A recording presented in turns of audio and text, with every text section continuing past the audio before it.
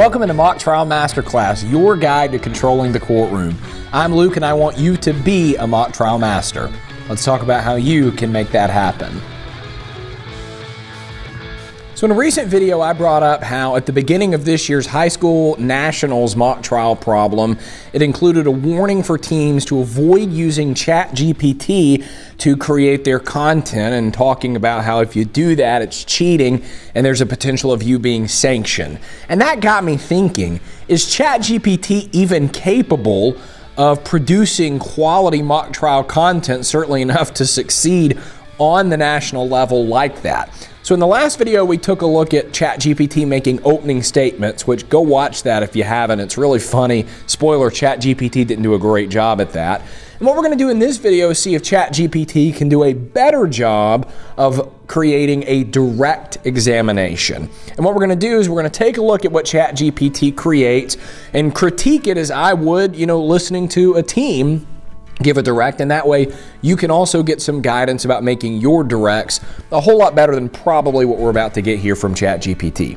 So here's what I've done. I have fed ChatGPT the affidavit from a witness that was a part of the AMTA college mock trial case, my freshman year of college, and I've given it these instructions. It says, this is the affidavit of a witness being called by the plaintiff in a civil negligence case. Based on it, write a direct examination for the plaintiff attorney to deliver in a trial, including both the attorney's questions and the witness's answers. It should be 7 to 8 minutes long, which is about how long a direct would be in college. I'm really interested to see what it spits out. For a little bit of context, this case was all about a chimpanzee that went nuts on a TV studio show and wound up killing someone.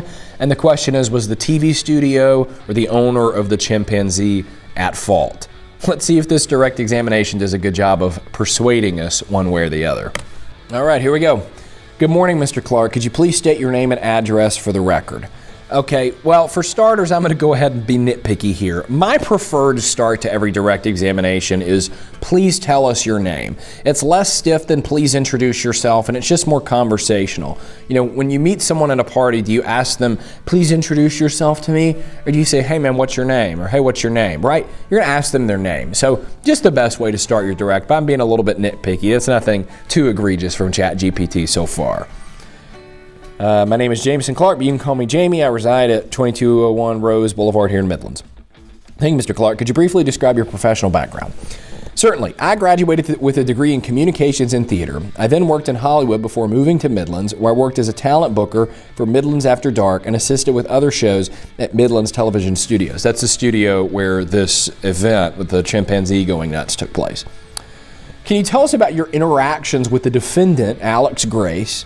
Well, Alex Grace isn't the defendant, so that's an egregious error there. The name of the defendant in this case was Danny Kozak. Alex Grace was actually an employee of the plaintiff. So blinking red light problem right off the bat there. Can you tell us about your interactions with the actually not defendant, Alex Grace, and your role in booking talent for Midlands After Dark? Of course, I met Alex Grace through my work at Oceanside Social and eventually became the talent booker for Midlands After Dark. Alex had specific preferences for the type of talent we booked, and my job involved finding and scheduling suitable acts. You know what? Aside from the glaring fact error of Alex Grace not being the defendant, not too bad so far. Conversational, I kind of see where it's going. Would I use this script? Absolutely not. There are some little problems with it. But in terms of for what a direct is supposed to accomplish, not too bad so far. Okay. You mentioned an incident involving comedian Benny Branfman. Could you elaborate on that? Okay, well, I don't see anywhere in this direct where we have mentioned a Benny Branfman.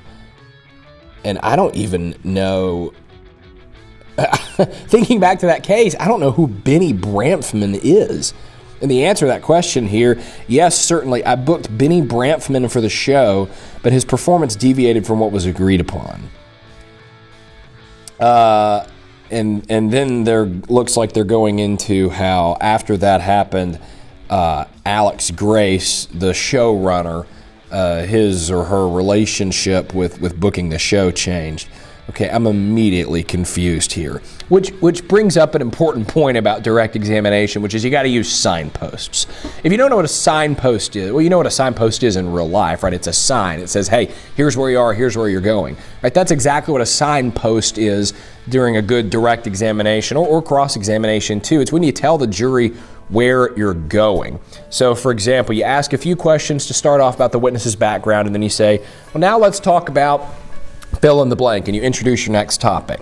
That way it doesn't seem like you're hopping all around the place to the jury. They know where you're going, you got a clear path, and you're sticking to it. All right, let's get into the meat and the potatoes of this direct. Let's go down a little bit. Plaintiff attorney, let's discuss the booking of Danny Kozak and Elias. How did that come about? Alex Grace forwarded me an email from Danny Kozak suggesting we book Elias for the show. Despite initial reservations, we agreed to the booking. Could you describe the demands made by Danny Kozak for Elias' appearance on the show? Good job asking open-ended questions. I was kind of worried about the phrasing and the formatting of these questions coming out, but they're pretty good. Not too bad. Witness says Danny had several specific demands, including no other animals on set, no eating before meeting Elias, and a quiet dressing room. Plaintiff attorney, how did you handle these demands?